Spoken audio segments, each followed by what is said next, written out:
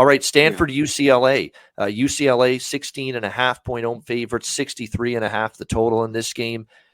To me, and Stanford, by the way, give Stanford credit. Back-to-back wins, ugly as shit last week, but they found a way against Arizona State, 15-14. It was pretty much a field goal fest. Tanner McKee wasn't great, but he was good enough throwing the football. The defense was actually pretty solid for Stanford. That's actually 2 weeks in a row. They played very good on defense. But Notre Dame's offense erratic. Arizona State's offense is erratic. Now you're facing a pissed-off UCLA team that just lost their first game of the year, 45-30 at Oregon. That game went over the total. I think it's going to be tough here. Let's not forget that while Stanford's defense has played much better the last 2 weeks, the only offenses that compare to UCLA that they have played this year were USC, they gave up 41, Oregon, they gave up 45. So they're not going to – they are not, in theory, going to shut down, in my opinion, UCLA and DTR and Bobo and Charbonnet and a group back home where they've played their best football, especially in conference play. They have been terrific here at the Rose Bowl in Pasadena in Pac-12 play. They won and covered against Washington. They won and covered against Utah.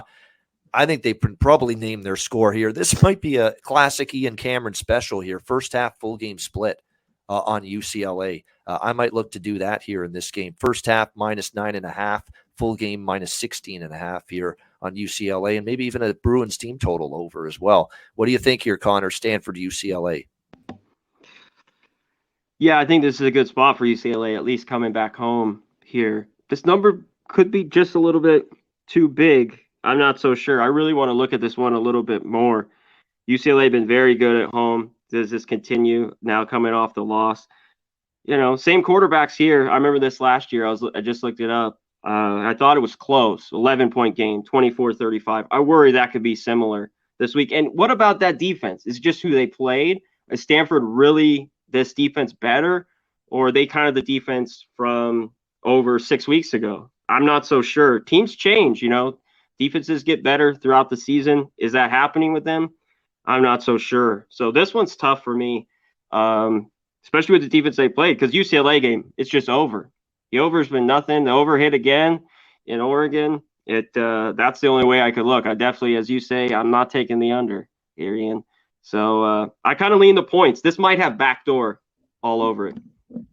And keep in mind, they've scrapped the divisional format in the Pac-12 this year. It's not North Division, South Division anymore. Everybody's all together, one big group. So it's just the top two teams in the Pac-12 are going to go to the Pac-12 championship game. And even with UCLA losing to Oregon, they can absolutely still be in the Pac-12 championship game. That's why they shouldn't be flat here. Oh, it's disappointing you lost your first game, but you could still be in the Pac-12 championship game. You win the games you're supposed to, including this one, and you beat USC. That's what it's going to come down to. It's going to come down to UCLA and USC probably. Who's going to play Oregon in the Pac-12 championship game? So there's still everything to play for here for UCLA. There's no need for it to be Debbie Downer. There's no need to be down in the dumps, woe is me attitude after losing last week if you're UCLA. And hopefully Chips Ahoy, Chip Kelly, is smart enough to get that through to his team. A tough loss last week, but pick yourself back up. You still got everything you wanted to accomplish ahead of you this year.